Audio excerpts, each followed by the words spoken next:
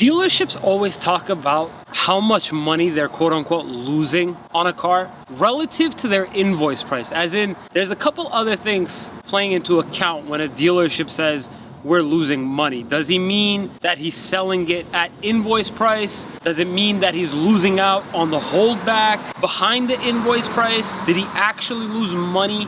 These are the sorts of things that I think about when I hear we're losing money, and I actually need a breakdown so I can see exactly what's being lost. And what I'm referring to in this video is the different types of loss. Is it an actual loss? Is it a loss based on an invoice price that there's holdback involved that we are never actually privy or disclosed to? Because there's all sorts of undisclosed monies that we never actually see, whether it be the invoice price of the car or performance bonuses. This is what I want to cover in this video. So traditionally, most all manufacturers, roughly speaking here, we're talking about a 5 to 7% markup from the invoice price of the car, the traditional invoice, which is what they bought the car for from the manufacturer, to the MSRP or the window sticker price. So there's about 5 to 7% on paper that this car is being marked up. However, there will always be holdback money. There's always money that we don't have, that we are never actually told what it is, on like TrueCar.com or Edmunds. They never tell us what the holdback behind invoice money is. And typically, in my experience, about 4 to 5% of the MSRP. So calculating what or how much a dealership can afford to discount without actually losing money on a car, we're talking roughly between like 9 and 12% off of the MSRP before any rebates or any lease cash or anything like that, without actually losing money. And when they dig into this holdback and they're saying we're losing money, what they actually mean to say is we're losing out on money, not we're losing money. Because technically no real money is being lost.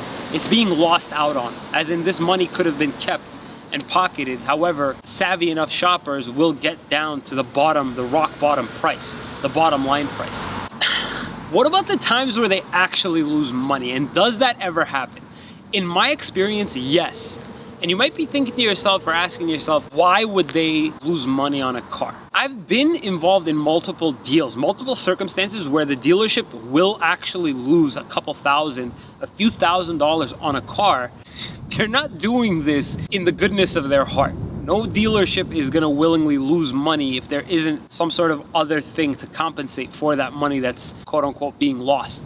So a good question to ask in terms of why or when they may be doing this is thinking about the time of the year or the month, is thinking about, so a good time to be asking this question, like when would they be losing out on money? You got to think about when these things are more likely to happen. So is it the end of the month? Is it the end of the quarter? Is it mid-year? Better yet, is it the end of the year? Because typically performance for major car dealerships are measured in these sorts of deadlines, as an end of month, end of year. These are all deadlines for the dealership to meet certain bonuses, whether it be local or regional. If it's a goal the dealership set for itself, or is it a manufacturer set performance bonus that goes in tiers? And the key word was tiers. Most performance bonuses that the dealerships are trying to reach depend largely on how many cars they sell per month. So they'll usually fall into certain categories, like, if the dealership sells 50 cars, if they sell 55, they just exceeded their performance bonus. Or, if they usually sell about 100 and this month they're trying to go for 150, then they fall into a different tier or level of performance bonuses that they could get from the manufacturer. So take, for instance, a dealership is 20 cars away from reaching a performance bonus of, let's say, $100,000 for that quarter or for that, year, I don't know. Let's say 20 cars away. And those 20 cars, if they can sell them, they'll get $100,000 in addition to whatever other profits, etc., that they may have made. And every single deal that they get going forward, and let's say every single customer they offer aggressive deals to see if they bite, and they offer them like $1,000 behind their actual cost. So after holdback, after all is said and done, they want to lose $1,000 on the car with the hope of selling that customer a car.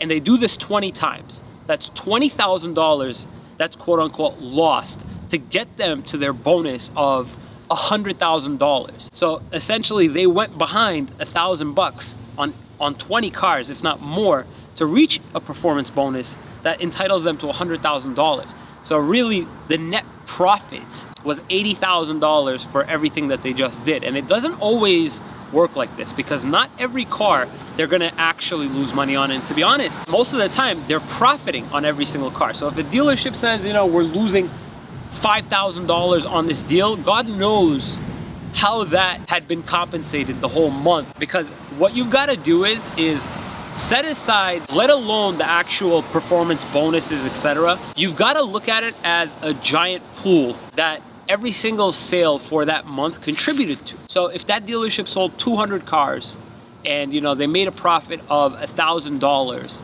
and here and there they lost 500, they lost 5,000, so be it.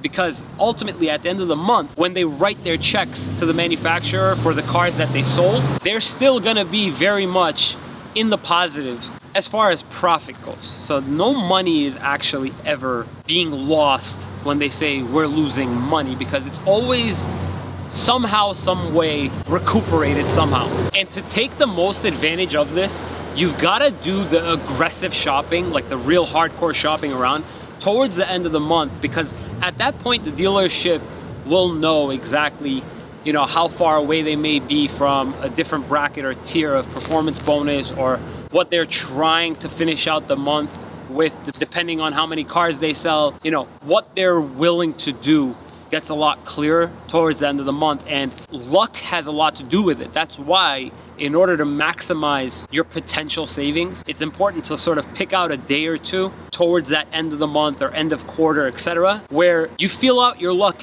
at a few different dealerships, depending, you know, if that dealership had already exceeded their performance bonus, as in they probably won't qualify for the next tier, and they're making it clear because they're refusing to discount the car to whatever you're asking, then a good measure would be to take whatever you have and shop it to the next dealership with the hopes that they're trying to achieve a specific tier or specific performance bonus bracket or tier that they're trying to fall into. And you know, luck definitely has a lot to do with it. You know, basically the stars and moon have to align. However, it's not that difficult if you've got a few dealerships within like a 15-20 mile radius that you can sort of feel out your luck at a few of these different places, hoping that one of them is very close to achieving a performance bonus so that you can make your aggressive offer. So guys, I hope that this video clarified exactly why and when a dealership would quote unquote lose money on a car. If you found this information useful and you want to see more of these new car buying and negotiation tip type videos, please consider subscribing. Thank you so much for watching, guys. We'll see you next time.